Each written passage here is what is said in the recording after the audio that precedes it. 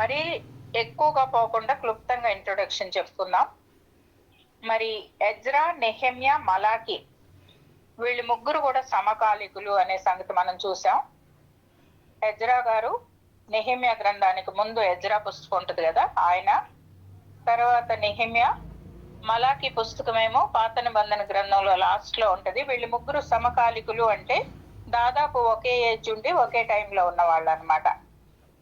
అయితే క్రీస్తు పూర్వం బీసీలో, క్రీస్తు పూర్వం అంటే బిఫోర్ క్రైస్ట్, 536 సంవత్సరంలో పారసీక దేశపు రాజైన కోరెషు ఆజ్ఞ ప్రకారము బబులోను చెర నుండి యెరూషలేమునకు తిరిగి వచ్చిన యూదుల చరిత్ర ఇందులో ఉంది. నెహెమ్యా గ్రంథంలో ఏముంది? యూదుల చరిత్ర. వారు పారసీక దేశం నుండి యెరూషలేమునకు వచ్చినటువంటి యూదులు. ఎవరి ఆజ్ఞ ప్రకారం వచ్చారు అంటే కోరెషు, రాజైన కోరెషు, ఆయన పారసీక దేశపు రాజు. అన్యరాజు అయినప్పటికీ ఆయనతో దేవుడు మాట్లాడతాడు. ఇదిగో నీ దేశంలో ఉన్నటువంటి యూదులందరినీ కూడా యెరూషలేమునకు పంపించు, వాళ్ళు మందిరాన్ని బాగు చేసుకోవాలి, మందిరాన్ని కట్టుకొని ఆరాధించాలి, కాబట్టి నువ్వు పంపించు అని అన్యరాజుతో మాట్లాడినప్పుడు ఆయన లోబడతాడు. లోబడి ఎవరైతే దేవునికి చెందిన వారు ఉన్నారో వాళ్ళంతా వెళ్ళిపోండి, యెరూషలేముకు వెళ్ళి దేవాలయాన్ని బాగు చేసుకోండి అని పంపిస్తాడు అనమాట. ఆ విషయాన్ని మనం 2వ దినవృత్తాంతములు 36, 22, 23 వచనాల్లో చదివాము. అదే సేమ్ మాటలు ఎజ్రా 1వ అధ్యాయము 1:5లో కూడా చదివాము. కానీ వీళ్ళు మరి అసలు బబులోను చెరలోనికి ఎందుకు వెళ్ళారు అనే సంగతి మీకు ఎక్కడ దొరుకుతుందంటే 2వ దినవృత్తాంతములు 36, 11 నుంచి 23 దాకా చదివితే, నేను మొన్న క్లియర్ గా చదివి అసలు వాళ్ళు ఏమేమి చేశారు, ఏమేమి పాపాలు చేస్తే వాళ్ళు చెరలోనికి వెళ్ళారు, అన్య రాజులు వచ్చి వాళ్ళని ఎలా దోచుకున్నారు అనే సంగతి మనం క్లియర్ గా చదువుకున్నాం. 2వ దినవృత్తాంతములు 36, 11 నుంచి లాస్ట్ వరకు చదివితే మీకు అర్థమవుతుంది. మరి సిద్కియా అనే రాజు తాను పాపం చేస్తూ ప్రజలు కూడా పాపంలోకి దిగిపోయేలాగా చేసి, మరి దేవుడు పెందలకడ ప్రవక్తలను పంపుతుంటే కూడా వాళ్ళను కూడా ఎగతాళి చేస్తూ హేళన చేస్తూ మరి ఏమాత్రం కూడా దేవుని ఆజ్ఞలు గైకొనక విగ్రహారాధికులైపోయి ఇష్టం వచ్చినట్టు జీవించినప్పుడు దేవుడు తానే హృదయపూర్వకంగా అన్య రాజులకు అప్పగించేసేసాడు. ఆయన వచ్చి, ఆ బబులోను రాజు వచ్చి యవనులనేమి, యవన కన్యలనేమి, స్త్రీలనేమి, పసిపిల్లలనేమి అసలు జాలి కొనకుండా అందరినీ చంపేస్తాడు. చంపేసి యెహోవా మందిరంలో ఉన్న ఉపకరణములన్నీ తీసుకెళ్లిపోతాడు. అవన్నీ బంగారుతో చేసినాయి సొలొమోన్ రాజు టైంలో. అవన్నీ కూడా తీసుకొని వెళ్ళిపోతాడు, అపవిత్రపరిచేస్తాడు. అలాగా వాళ్ళు బబులోను చెరలోనికి వెళ్ళిపోయిన తర్వాత బబులోనీయులను పారసీకులు జయిస్తారు మళ్ళీ. అందుకని ఇప్పుడు పారసీకుల దగ్గర ఉన్న యూదులు అనమాట వీళ్ళు. వాళ్ళని బిఫోర్ క్రైస్ట్ బీసీలో 536 సంవత్సరంలో కోరెషు వాళ్ళని వెళ్ళిపోమని చెప్పినట్టు ఎక్కడికి, యెరూషలేముకు వెళ్ళి దేవాలయాన్ని మీరు బాగు చేసుకోండి అని పంపించినట్లుగా చూస్తున్నాము. అక్కడి నుంచే మనం ఈ స్టోరీ స్టార్ట్ అవుతుంది అనమాట. మరి నెహెమ్యా కంటే ఎజ్రా 13 సంవత్సరాల ముందుగా వెళ్తాడు యెరూషలేముకి. అయినప్పటికీ అతను ప్రాకారం కట్టించడం కానీ గుమ్మాలు బాగు చేయటం కానీ చేయలేదు. కానీ ఆయన దేవుని వాక్యాన్ని బోధించేవాడు అనమాట, శాస్త్రి. అందువలన ధర్మశాస్త్ర గ్రంథాన్ని చదివి ఏమేమి నేర్చుకోవాలో వాళ్ళకి దేవుని ఆజ్ఞల ప్రకారం నడుచుకుంటానికి నేర్పిస్తూ ఉండేవాడు. అయితే 444 క్రీస్తు పూర్వం బీసీ 444లో నెహెమ్యా షూషన్ కోటలో ఉన్నప్పుడు అతనికి యెరూషలేం పట్టణం యొక్క దీన స్థితి, పాడైపోయిన స్థితి అతని దృష్టికి వస్తుంది. అతన్ని దర్శించడానికి వచ్చిన సహోదరులు చెప్తారు, యెరూషలేం ఎలా ఉంది, ప్రజలంతా ఎలా ఉన్నారు అంటే చాలా భయంకరమైన స్థితిలో ఉంది యెరూషలేము. ప్రాకారం అంతా పడగొట్టబడింది, గుమ్మాలన్నీ కాల్చివేయబడ్డాయి. కాబట్టి మరి ఎంతో నిందను, బాధను, తిరస్కారాన్ని అనుభవిస్తున్నారు, పేదరికంలో ఉన్నారు యెరూషలేములో ఉన్న యూదులందరూ అని చెప్పినప్పుడు నెహెమ్యా ఎంతో బాధతో ప్రార్థించి, మరి అదే మనం ధ్యానిస్తాం ఫస్ట్ చాప్టర్ లో, ఆయన రాజు యొక్క పర్మిషన్ అడిగి మరి యెరూషలేమునకు వెళ్ళి కన 52 రోజుల్లో ఓన్లీ 52 డేస్ లో ఆ ప్రాకారాన్ని కట్టినట్టుగా మనం చూస్తాం. రాజు యొక్క పర్మిషన్ అడిగి వెళ్తాడు, గవర్నర్ గా వెళ్తాడు యెరూషలేము పట్టణానికి. యెరూషలేము పట్టణానికి మరి షూషన్ కోట 1500 మైళ్ళ దూరంలో ఉంది. ఈ షూషన్ కోటలో ఉన్నాడు ఈయన గారు నెహెమ్యా. షూషన్ కోటలో అర్తహషస్త రాజు దగ్గర పనిచేస్తూ ఉన్నాడు. ఆయన్ని పర్మిషన్ అడిగి 1500 మైళ్ళ దూరము ప్రయాణం చేసి యెరూషలేం పట్టణానికి వెళ్తాడు.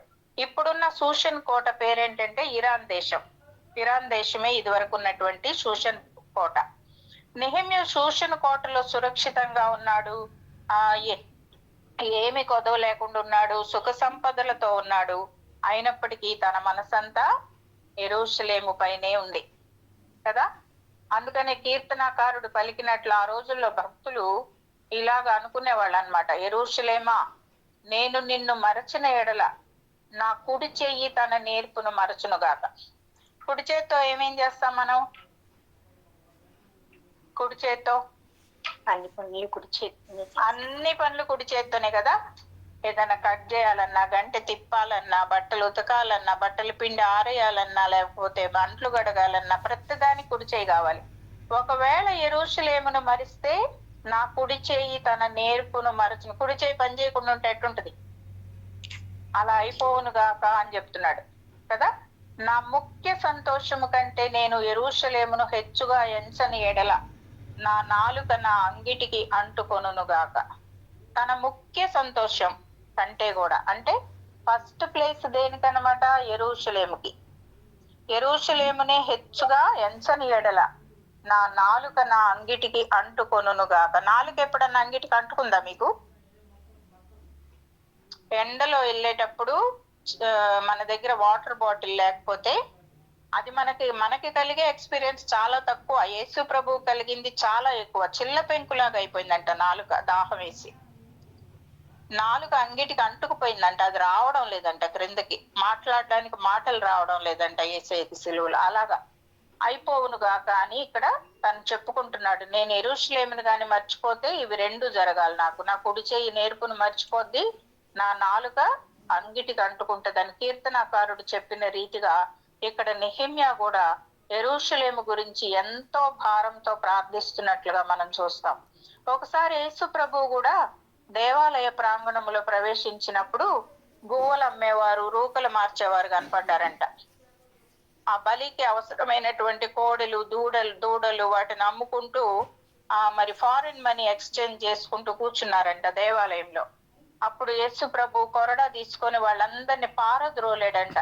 అప్పుడు అంటున్నాడు, నా మందిరము ప్రార్థనా మందిరం అనబడును, అయితే మీరు దానిని దొంగల గుహగా చేసి తిరిగి అన్నాడంట. యేసు ప్రభు కూడా దేవాలయం మీద, ప్రార్థనా మందిరం మీద ఎంత ఆసక్తితో చూడండి. అక్కడ వ్యర్థంగా కూర్చుండి వ్యాపారం చేస్తున్న వాళ్ళని తరిమి కొడుతున్నాడు యేసు ప్రభు. అందుకని శిష్యులు ఒక మాట జ్ఞాపకం చేసుకున్నారు, నా ఇంటిని గూర్చిన ఆసక్తి నన్ను భక్షించి ఉన్నది అని దైవ గ్రంథంలో, పాత నిబంధన గ్రంథంలో వ్రాయబడింది. దాన్ని జ్ఞాపకం చేసుకున్నారు. ఇదే కదా, నా ఇంటిని గూర్చిన ఆసక్తి నన్ను భక్షించి ఉన్నదని ఈయన గురించే కదా వ్రాయబడింది అని శిష్యులు జ్ఞాపకం చేసుకున్నారు. అంతేకాదు ఇంకొక సందర్భంలో కీర్తనకారుడు అంటున్నాడు, యెరూషలేము యొక్క క్షేమము కొరకు ప్రార్థించండి. యెరూషలేమా, నిన్ను ప్రేమించేవారు వర్ధిల్లుదురు.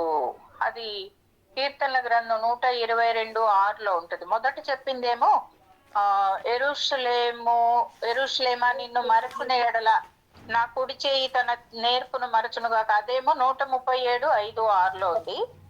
ఇదేమో యెరూషలేమా నిన్ను 122:6 ఉందన్నమాట. సో యెరూషలేమును ప్రేమించేవారు వర్ధిల్లుతారంట. అందుకని యెరూషలేము యొక్క క్షేమము కొరకు ప్రార్థించండి అని చెప్తున్నాడు. మరి మనం సంఘం కొరకు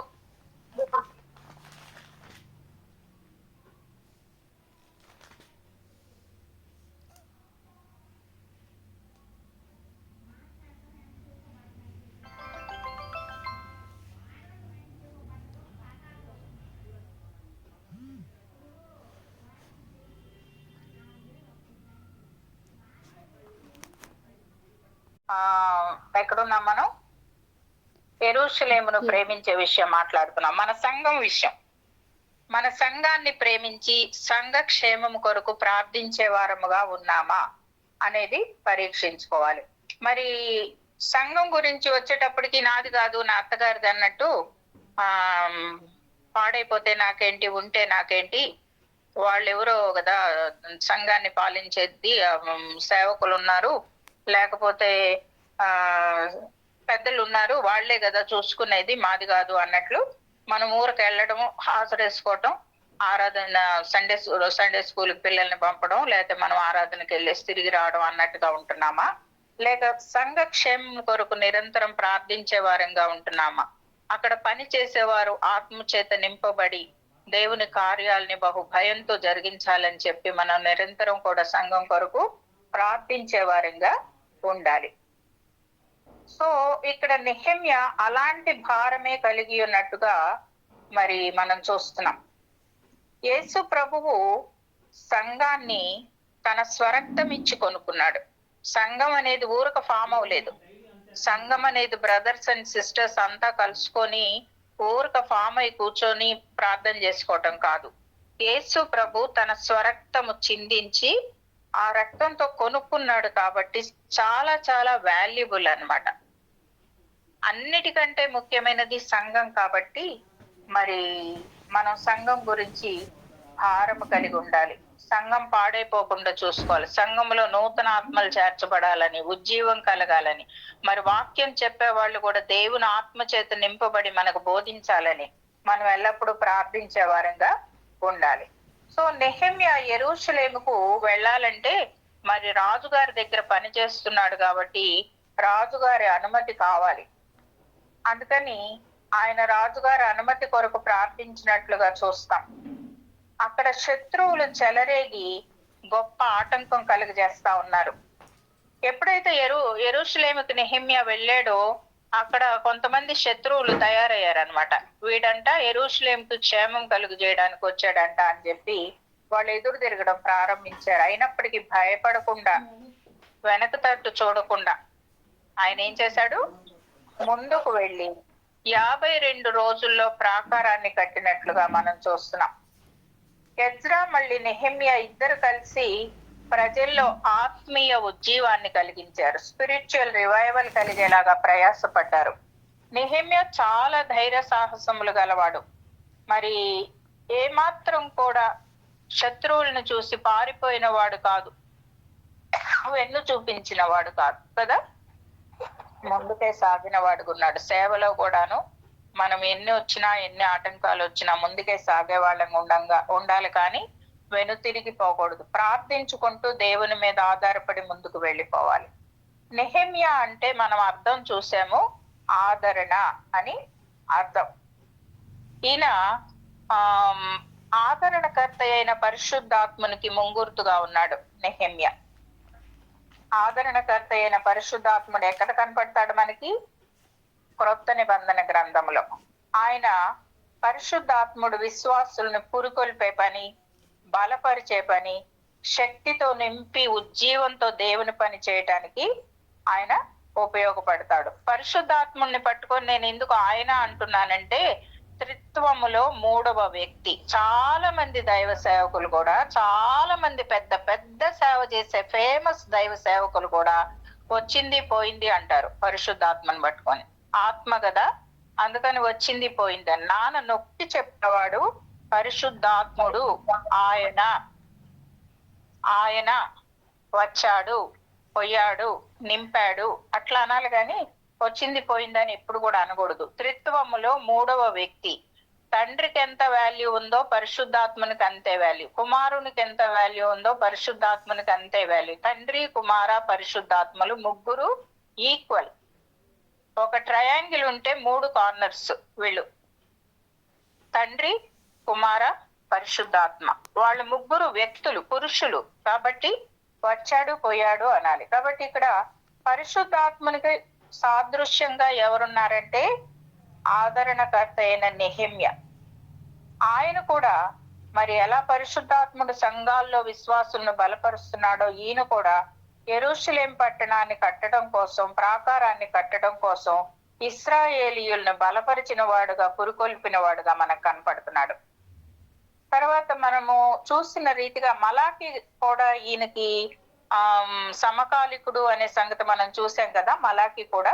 అయితే క్రీస్తు పూర్వం 430లో ఆయన తన పుస్తకం రాసి ముగించాడు మలాకి. క్రీస్తు పూర్వం 430లో తన మలాకి బుక్ రాసి ముగించిన తర్వాత 400 సంవత్సరాలు, అంటే మలాకి నుంచి మత్తయి సువార్త వరకు ఏ ప్రవక్తతో కూడా, ఎవ్వరితో కూడా దేవుడు మాట్లాడలేదు. సైలెంట్ గా ఉండిపోయాడు, మౌనంగా ఉండిపోయాడు.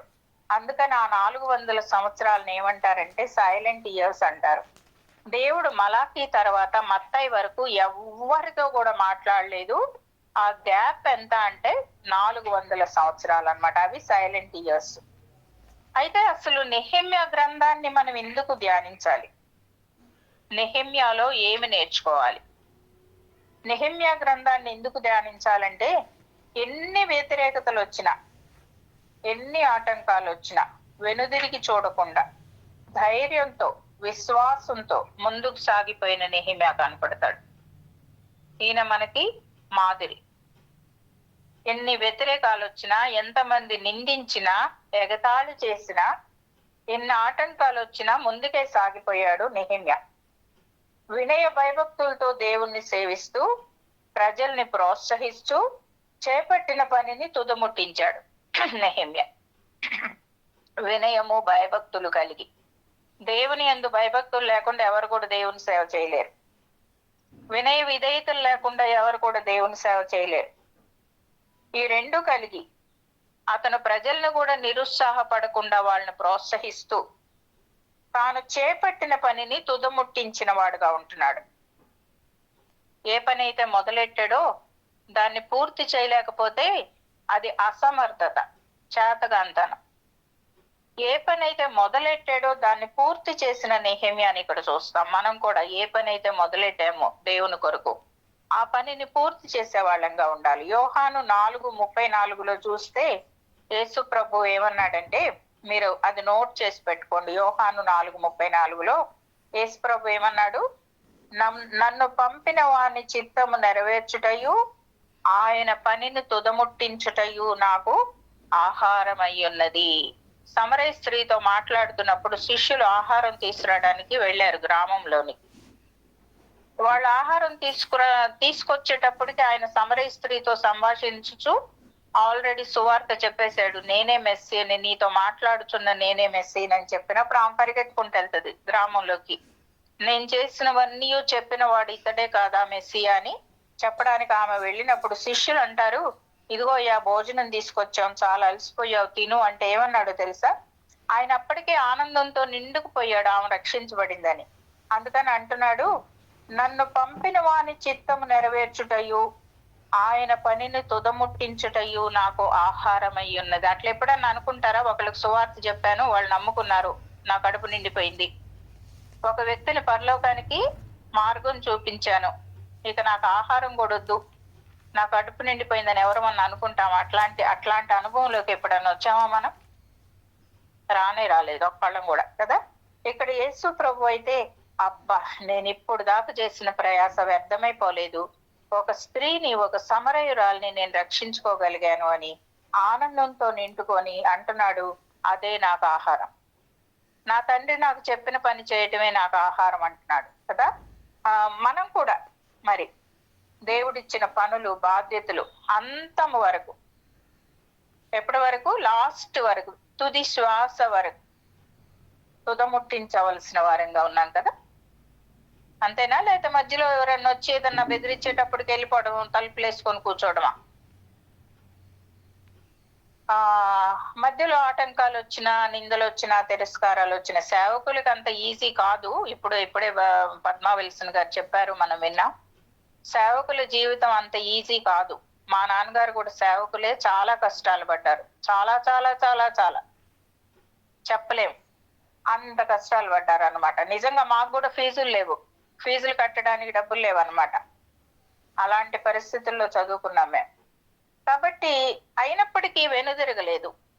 వెనుదిరకుండా నాగటి మీద చెయ్యి వేసి వెనుక తట్టు చూచేవాడు నాకు పాత్రుడు కాడు అన్నాడు కదా. కాబట్టి దేవుని పనిలో నాగటి మీద చెయ్యి వేసి అంటే ఒక దున్నేవాడు ఆ నాగలు తీసుకెళ్తా ఉంటాడు ఎద్దులతో నడిపించుకుంటూ వెళ్ళేటప్పుడు. మరి వెనుక తట్టు చూస్తే ముందు పని జరగదు కదా. కాబట్టి వెనుక తట్టు చూడకూడదు, ముందుకే సాగిపోయే వాళ్ళంగా ఉండాలి. ఇప్పుడు నెహెమ్యా గ్రంథంలో 1వ అధ్యాయానికి వస్తే ఫస్ట్ అక్కడ ఏముంది? నెహెమ్యా తండ్రి పేరేంటి? హకల్యా కుమారుడైన నెహెమ్యా యొక్క చర్యలు. నెహెమ్యా యొక్క తండ్రి పేరు హకల్యా కదా. హకల్యా అంటే అర్థం ఏంటంటే యెహోవా కొరకు ఎదురు చూచువాడు అని అర్థం అన్నమాట. హకల్యా అంటే అర్థం ఏంటమ్మా? యెహోవా కొరకు ఎదురు చూచేవాడు. అంటే ఒక యెహోవా కొరకు ఎదురు చూచేవాని కడుపున పుట్టినోడు నెహెమ్యా. యెషయా గ్రంథం 40:31 ఏముందంటే యెహోవా కొరకు ఎదురు చూచువారు నూతన బలం పొందుకుంటారు అని ఉంది. The one who waits upon the Lord will be renewed in strength. నూతన బలం పొందుకుంటారు. అలాగా యెహోవా కొరకు ఎదురు చూస్తూ నూతన బలము పొందుకున్న వాని కడుపున పుట్టాడు నెహెమ్యా. అంతేకాదు, నెహెమ్యా అంటే యోహాను సువార్త 14:16 వ్రాయబడినట్లు ఆదరణకర్త అని అర్థం. ఆదరణకర్త, ఆదరించేవాడు, ప్రజలను ఆదరించేవాడు. కాబట్టి యెహోవా కొరకు ఎదురు చూచి నూతన బలం పొందిన వాని గర్భములో ఆదరణకర్త అయినటువంటి నెహెమ్యా జన్మించటం అనేది చాలా అర్థసహితంగా ఉంది కదా. పేరుకు తగ్గ జీవితాలు అవి. వాళ్ళ తండ్రేమో యెహోవా కొరకు ఎదురు చూస్తూ నూతన బలం పొందుకుంటూ ఈయన్ని కన్నాడు. ఈయనేమో ఆదరణకర్తగా ఉండి యెరూషలేం పట్టణానికి వెళ్లి ప్రజలను ఆదరించి ప్రాకారాలు కట్టిన వాడుగా ఉంటున్నాడు. ఈ పాత నిబంధనలో ఉన్న నెహెమ్యా గ్రంథానికిను మరి కొత్త నిబంధనలో ఉన్నటువంటి అపోస్తలుల కార్యానికి కొన్ని పోలికలు ఉన్నాయి అన్నమాట. అపోస్తల కార్యాలు అంటే పరిశుద్ధాత్ముడే కార్యాలు జరిగిస్తాడు అక్కడ. మనము విజయ రమేష్ అక్క కూడా చెప్పింది, నేను కూడా ఇతరులకు చెప్పాను ఈ అపోస్తల కార్యం గురించి. దీన్ని పరిశుద్ధాత్మ కార్యాలు అంటారు. ఎందుకంటే ఆది నుండి అంతవరకు పరిశుద్ధాత్ముడే నడిపిస్తా ఉంటాడు. కాబట్టి అపోస్తలుల కార్యాన్ని పరిశుద్ధాత్మ కార్యాలు అంటారు. అయితే పాత నిబంధన గ్రంథంలో నెహెమ్యా కూడా పరిశుద్ధాత్మ కార్యాలే. కాబట్టి నెహెమ్యా యొక్క చర్యలు అంటే acts of apostles, acts of Nehemiah. అపోస్తల కార్యం ఎలాగో అలాగే ఇది పాత నిబంధన గ్రంథంలో కదా. కాబట్టి నెహెమ్యా పాత నిబంధనలో ఉన్నటువంటి పరిశుద్ధాత్ముడు అన్నమాట. పరిశుద్ధాత్ముడు లేక ఆదరణకర్త అని చూస్తున్నాం. నెహెమ్యా ఎలాగైతే పడిపోయిన యెరూషలేం ప్రాకారాన్ని కట్టాడో అలాగే అపోస్తలులు కూడా పరిశుద్ధాత్ముని చేత నింపబడి ఆసియా, ఐరోపా ఖండాల్లో అనేక సంఘాలని కట్టిన వారుగా లేక స్థాపించిన వారుగా ఉన్నారు. అపోస్తలులు పరిశుద్ధాత్మ చేత నింపబడే కార్యాలు చేశారు. వాళ్ళ సంఘాలని స్థాపించిన, సువార్త చెప్పిన, కష్టాలు అనుభవించిన, చెరసాలు అనుభవించిన, శ్రమలు అనుభవించిన ఎవరి శక్తితో అంటే పరిశుద్ధాత్ముని శక్తితో. అలాగే నెహెమ్యా కూడా మరి దేవుని శక్తి చేత నింపబడి యెరూషలేం ప్రాకారాన్ని కట్టడానికి వెళ్ళినట్లుగా చూస్తున్నాం. అయితే నెహెమ్యా యొక్క ఉద్యోగం ఏంటో తెలుసా? నెహెమ్యా యొక్క ఉద్యోగం ఏంటో ఎవరన్నా చెప్తారా? రాజుకు గిన్నె అందించేవాడు. రాజుకు గిన్నె అందించేవాడు అనే సంగతి మనకి 1వ అధ్యాయం 11వ వచనంలో ఉంటది. అయితే ఆయన గిన్నె అంటే ఏం గిన్నె అందిస్తున్నాడు అనేది 2వ అధ్యాయం 1వ వచనంలో రాజునకు ద్రాక్షారసం అందిస్తున్నాడు అనే సంగతి మనం చూస్తాం కదా. ఆ రాజుకి ద్రాక్షారసం ఇయటమేనా ఈయన చేసేది అంటే అది చిన్న ఉద్యోగం ఏమాత్రం కాదు. ఒక రాజు దగ్గరికి ద్రాక్షారసం తీసుకెళ్లేవాడు అంటే చాలా చాలా పెద్ద పెద్ద ఉద్యోగం. అది ఎవరికి పడితే వాళ్ళకి ఇయ్యరు, ఎంతో నమ్మకస్తులకే ఇస్తారు. ఎందుకంటే రాజు ప్రాణం అతని చేతిలో ఉంటది. ఎవరైనా వచ్చి నీకు ఇన్ని లక్షలు ఇస్తాను, ఈ డ్రాప్ ఒకటి నువ్వు ద్రాక్షారసం ఇచ్చేటప్పుడు ఈ డ్రాప్ వేసేసే దానిలో నీకు ఇన్ని లక్షలు ఇస్తాను, నిన్ను అక్కడి నుంచి తప్పిస్తాను అని ఎవరన్నా అంటే, ఒకవేళ అపనమ్మకస్తుడైతే ఈజీగా లక్షలకు ఆశపడిపోయి వాళ్ళు ఇచ్చిన డ్రాప్ వేసేసి చంపేసేయచ్చు, రాజుని ఈజీగా చంపొచ్చు. అందుకని రాజు యొక్క ప్రాణం ఇతని చేతిలో ఉంటది అన్నమాట. ఎవరికి పడితే వాళ్ళకి ఇవ్వరు ఆ పని, ఎంతో నమ్మకస్తుడైతేనే ఇస్తారు అలాంటి ఉద్యోగాన్ని. అది చాలా ప్రాముఖ్యమైనటువంటి ఉద్యోగం. అంటే నెహెమ్యా రాజుకు ప్రాణాధారమైన వాడు, నమ్మకమైన వాడు, నమ్మకంగా కార్యాలు నిర్వహించేవాడు అన్నమాట నెహెమ్యా కదా. కాబట్టి ఎంత నమ్మకస్తుడో మనము ఊహించుకోవచ్చు, అది ఎంత పెద్ద జాబో మనం ఊహించుకోవచ్చు. ఒకవేళ నెహెమ్యా అక్కడి నుంచి మరి యెరూషలేముకు వెళ్ళాలంటే కూడా అలాంటి నమ్మకమైన వ్యక్తి రాజుకు కావాలి. మళ్ళీ అంత ఈజీగా సెలవు దొరకదు, ఎందుకంటే అలా నమ్మకమైన వాడు మాత్రమే దొరికితేనే అప్పుడు నెహెమ్యాకు పర్మిషన్ దొరుకుతుంది కదా. అయినప్పటికీ దేవుడు తన మహాకృప చేత, తను చేసిన ఉపవాస ప్రార్థనల చేత అతనికి అనుమతి దొరికి అతను వెళ్ళగలిగాడు యెరూషలేముకి. అంటే అది చాలా దేవుని గొప్ప సంకల్పం. నెహెమ్యా గ్రంథం 1వ అధ్యాయం 2వ వచనం చూస్తే, షూషను కోటలో నెహెమ్యా ఉన్నప్పుడు అతని సహోదరుడు వచ్చాడంట. ఎక్కడి నుంచి వచ్చాడు? యెరూషలేము నుండి వచ్చాడు. ఈయన ఎక్కడున్నాడు? షూషను కోటలో అర్తహషస్త రాజు దగ్గర ఉన్నాడు. యెరూషలేము ఎన్ని వేల మైళ్ళ దూరంలో ఉంది? 15,000 మైళ్ళ దూరంలో కదా. 1500 15,000 1500 మైళ్ళ దూరంలో యెరూషలేము ఉన్నది. అక్కడ నుంచి హకల్య అనేటువంటి నెహెమ్యా యొక్క సోదరుడు వచ్చాడు అన్నమాట. హకల్య కాదు, హనాని. హకల్య ఎవరి పేరు చెప్పండి? తండ్రి పేరు. వెరీ గుడ్, భలే అలర్ట్గా. ఈ హనాని అనే బ్రదరును అతనితో పాటు ఇంకొంతమంది కజిన్స్ వస్తారు, సహోదరులు వస్తారు అతన్ని చూడడానికి. అప్పుడు నెహెమ్యా గారు అడుగుతారనమాట, ఎలా ఉంది అసలు పరిస్థితి యెరూషలేములో, మన చెరపట్టబడిన యూదులంతా ఎలా ఉన్నారు అని అడుగుతాడు. మనం కూడా అంతే కదా, ఊరు నుంచి ఎవరన్నా వస్తే ప్రశ్నల మీద ప్రశ్నలు. వాళ్ళు ఎట్టున్నారు, వీళ్ళు ఎట్టున్నారు, అత్త ఎట్టుంది, మావ ఎట్టున్నాడు, నాన్న ఎట్టున్నాడు, అక్క ఎట్టుంది, అక్క భర్త ఎట్టున్నాడు, అక్క పిల్లలు ఎట్టున్నారు, ఇదే పని కదా. అలాగే మరి ఈయన కూడా భారంతో తన బంధువుల కోసం, తన యొక్క కజిన్స్ కోసము, యెరూషలేములో ఉన్న యూదులందరి కోసం ఆయన ప్రశ్నలు అడుగుతారు. వాళ్ళు ఎలా ఉన్నారు, వీళ్ళు ఎలా ఉన్నారు అన్నప్పుడు వాళ్ళు చెప్తారు. హనాని తర్వాత ఇతర సహోదరులు ఏం చెప్తారంటే, చెరపట్టబడిన శేషములో తప్పించుకొనిన యూదులు వాళ్ళు, తర్వాత యెరూషలేము, ఇదంతా కూడా ఎలాంటి పరిస్థితుల్లో ఉందంటే, చెరపట్టబడిన వారిలో శేషించిన వారు దేశములో బహుగా శ్రమ, నింద పొందుతా ఉన్నారు. బహుగా శ్రమలో ఉన్నారు, వారు నిందను పొందుచున్నారు, చాలా కష్టాల్లో ఉన్నారయ్యా, మంచి స్థితిలో లేనే లేరు, మన వాళ్ళందరూ బాగా బాధలో ఉన్నారని చెప్తారు. మరియు యెరూషలేము యొక్క ప్రాకారము పడద్రోయబడింది. ఇంటి ప్రాకారం పడద్రోయబడితే ఇంటికి ఎలాంటి ఆపద వస్తుంది? ఇంటి చుట్టూ ఉన్న ప్రాకారం పడగొట్టబడితే ఎలా ఉంటది ఇంటికి? ఏమంటే లోపలికి వస్తాయి, రక్షణ అనేది ఉండదు. మరి గేదెలు వస్తాయి, పాములు వస్తాయి, లేకపోతే దొంగలు వస్తారు కదా, ప్రొటెక్షన్ అనేదే ఉండదు కదా. మరి యెరూషలేము యొక్క ప్రాకారం పడగొట్టబడితే అది ఇంకా భయంకరం కదా. ఒక పట్టణం చుట్టూ ఉన్న ప్రాకారం పడగొట్టబడితే శత్రువులు ఈజీగా వచ్చేస్తారు. కాబట్టి దాని గుమ్మములు కూడా అగ్ని చేత కాల్చబడినాయి అంట. చూసావా శత్రువుడు ఎంత ఘోరమైన కార్యం చేశాడో.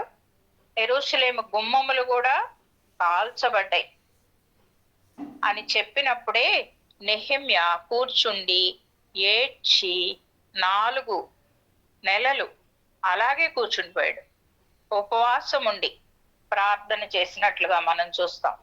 ఇక్కడ హనాని అంటే అర్థం ఏంటంటే దేవుని కృప కదా. హనాని అంటే దేవుని కృప. హకల్య అంటే ఏమని చెప్పుకున్నాం మనం? ఎదురు చూసేవాడు, యెహోవా కొరకు ఎదురు చూసేవాడు. యెహోవా కొరకు ఎదురు చూచేవాడు హకల్య. మరి హనాని అంటే ఏమని చెప్పుకున్నా? దేవుని కృప. సో మనము కృపచేతనే రక్షించబడ్డాం. దేవుని కృపచేతనే మనం రక్షించబడ్డాం. మన మంచి కార్యాలను బట్టి కాదు, మన గొప్పతనాన్ని బట్టి కాదు. ఎఫెసీ 2:5 చూస్తే విశ్వాసము ద్వారా కృపచేతనే రక్షించబడ్డాము అని రాయబడి ఉంది.